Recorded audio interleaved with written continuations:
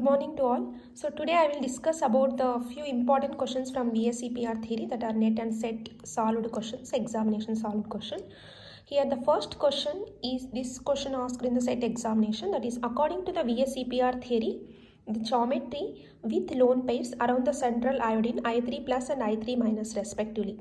They are asking about the geometry. So now we'll see what is the difference between the geometry and shape. Here you see I3 plus and I3 minus. So first I am going to discuss about I3 minus. So I3 minus, generally here you can draw I3 like this, like linearly. So why we are drawing linearly? First we will see iodine electronic configuration. That is iodine outermost electronic configuration is 5s2 5p5. This indicates in the outermost it is having how many electrons? 5 electrons, and it is providing one vacant space for the formation of sigma bond with another iodine. And one more iodine, out of these 3 iodines, one iodine is in the minus form. That minus iodine can form a covalent bond by donating 2 electrons to the vacant d orbital of this iodine. So I minus, normally I means 5p5, whereas I minus means it is a 5p6. So out of this, one electron pair is getting donated to this iodine.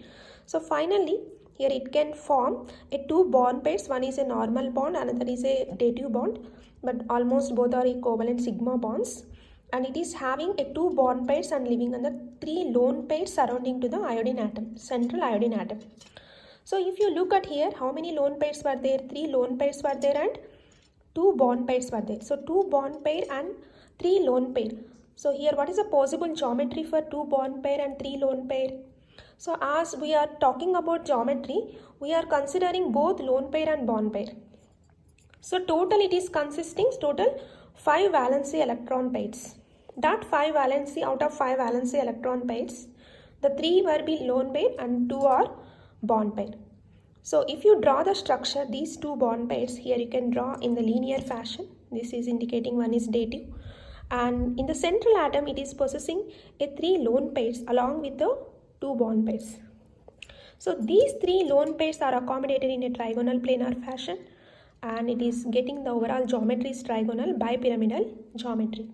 So the geometry, when we talk about the geometry, we need to consider both lone pair and bond pair according to the valency shell electron pair theory. So the geometry here is what? Distorted trigonal bipyramidal. What does mean by distorted here? If at all the 5 bond pairs are involving in the formation of TBP, that is regular. But here all 5 are not bond pairs, 3 are lone pairs. So any one of the bond pair is replaced with lone pair, then the geometry is said to be distorted. So here it is a distorted trigonal bipyramidal. So what does mean by shape here? The shape of this molecule can be considered as linear. So here we are not considering a lone pairs when we talk about the shape. Okay. So here our question is what? Our question is they are asking about the geometry, not the shape. So geometry of I3 minus is becoming is what? Geometry of I3 minus is TBP. So either this or this will be the right. Now we will see I3 plus.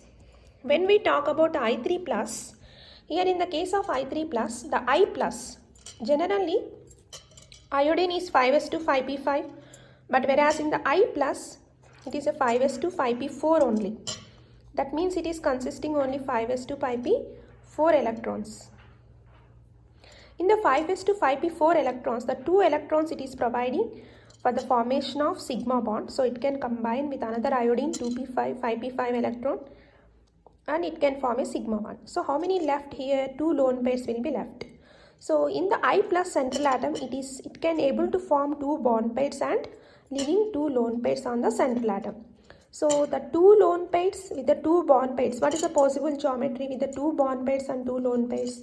Total it is 4 valency electron pairs. So the geometry 4 with a tetrahedral. But is tetrahedral all are involving bond pairs? No. Out of 4, 2 are lone pairs. That's why it is a distorted tetrahedral geometry. And when we talk about the shape, we are ignoring the lone pairs. So the shape of this I3 plus molecule is V or bent shape, and the geometry is distorted tetrahedral geometry. So our question is, what is the geometry of I3 plus and I3 minus? So I3 plus will be tetrahedral, that is a distorted tetrahedral, and I3 minus is trigonal bipyramidal. So option C will be the This is another very important question they used to ask for set examination. So what is the question is the geometry of Br3 plus and ClF3 plus respectively are. So they are asking about the geometry. That means we need to consider both lone pairs and as well as bond pairs according to the VSEPR theory. So let's see for the Br3 plus. So this is a Br3 plus. In this Br3 plus here, we used to consider Br plus will act as a central atom. Why? Because that is having a maximum combining capacity. Here the Br is having 4s2 4p5 outermost electron configuration, but as at the central atom Br plus, so it is having plus means it loses one electron, so 4s2 4p4 outermost electronic configuration. So in this 4s2 4p4 case, this Br plus can able to form two sigma bonds because as it is providing two unpaired electrons for the formation of sigma bond, and also it is having a two lone pairs. So overall the molecule is having total two lone pairs plus two bond pairs. So the total it is having 4 valency electron pairs. The electron pairs are how many? 4. So with 4 valency electron pairs, the possible geometry is tetrahedral. If all 4 valency electrons are forming a bond pair, then that will be a regular tetrahedral. But here it is not the case. Only 2 will be bond pair and remaining 2 are lone pair. So that is the reason the geometry is called as distorted tetrahedral. And if we ignore the lone pairs and we talk about only bond pair, then we will say the shape of this Br3 plus can be called as V shape or bent shape. And according to the VSEPR theory, this molecule is falling under the type AB2E2. What is meant by B2? That is a bond pairs with bromine, and E2 corresponds to the lone pair present on the central Br plus. Okay, so we'll see the option now. So here they are asking Br3 plus geometry, that is what? Distorted tetrahedral. So that is a tetrahedral. So there is no distorted, so you can write tetrahedral. There are two are matching. So let's see for ClF3. ClF3, as we know, chlorine will act as a central atom because which is having a maximum valency and combining capacity and larger size. So if you see chlorine outermost electronic configuration is 3s2 3p5. Okay, here it is providing only one electron for the formation of sigma bond. So that's why it has to undergo first excitation to form ClF3. So with the 3 combinations not possible. So it has to undergo first excitation and then only it can combine with 3 fluorine atoms. Now if you see in the first excitation, one of the electron is jumping from p level to d level, and here it is providing 3 unpaired electrons for the formation of 3 new sigma bonds with the fluorines. Now in this case, the chlorine central atom is providing 3 bond pairs and with 2 lone pairs. So total it is becoming 5. So according to the valency shell electron pair repulsion theory, with 5 valency electron pairs, that is a 3 bond pairs, 2 lone pairs, the possible geometry is distorted. So normal geometry is trigonal bipyramidal. If at all 5 are bond pairs, that is a trigonal bipyramidal. But whereas here all 5 are not bond pairs, out of the 2 are lone pairs, so it is called it as a distorted trigonal bipyramidal geometry or T shape. Okay, if you talk about only bond pair, it is looking like a T, right? So it is a T shape. Now we will see the option. So this is what? Trigonal bipyramidal and tetrahedral. So this is distorted tetrahedral and this will be the distorted trigonal bipyramidal geometry. And the third most frequently asked questions from VSEPR theory is, according to VSEPR theory, which molecule is having ideal tetrahedral shape? We will see here what is mean by ideal tetrahedral and non-ideal tetrahedral shape. We have heard that regular and distorted tetrahedral, right? Similarly, you can see here. Come to the first option, that is SF4. SF4, sulfur is a central atom and it is providing total 6 electrons. Out of 6, 4 are combining with fluorine with leaving 1 lone pair. So total it is having 4 bond pairs with 1 lone pair. That means it is 5. So the geometry what? The geometry is like a distorted trigonal bipyramidal, right? And the shape, when we talk about shape, so only bond pair, so it is a seesaw shape. So it's not a tetrahedral, so you can neglect this one. So next one is SO4 2-. In the case of SO4 2- also, here sulfur is providing 6 electrons for the bonding. Out of 6, all 4 are connecting with oxygen atoms and the remaining 2 are going to form a pi bond with another oxygen atom. Here basically the two oxygens are in the form of O minus and the remaining two are in the neutral form. Here it is a tetrahedral shape. You can say because it is all four are bond pairs.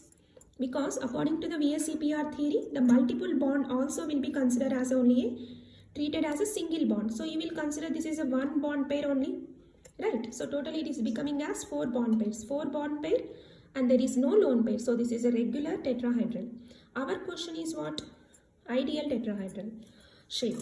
Now another option is S2Cl2. S2Cl2 we all know this is kind of open book kind of structure.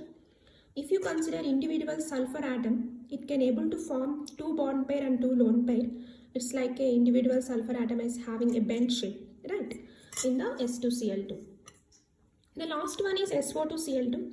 Here listen carefully. SO2Cl2 is a molecule which can also able to form tetrahedral. But here in this case what is happening? The molecule geometry is a tetrahedral, still it is having asymmetric charge distribution. Here this is -1, this is -2 and this is also -2. So in this case what is happening? This asymmetric charge distribution present on the O oxygen atom, the molecule is not getting stabilized. So this won't be called as an ideal tetrahedral shape. So here option SO4 2- will be the right answer. Now another question is the predicted geometry of the TeF4 by VSEPR theory. So tellurium is in which group? This is oxygen family, that is a group, it is providing 6 valency electrons. Out of 6, 4 will combining with fluorine, right? And the remaining how many? 2, that means 1 lone pair. That means 4 bond pair with 1 lone pair. That is called 5 valency electron pairs are there. So according to the VSEPR theory, 5 the possible geometry is a what? Trigonal bipyramidal. But it is having a lone pair, so that's why the geometry is distorted trigonal bipyramidal.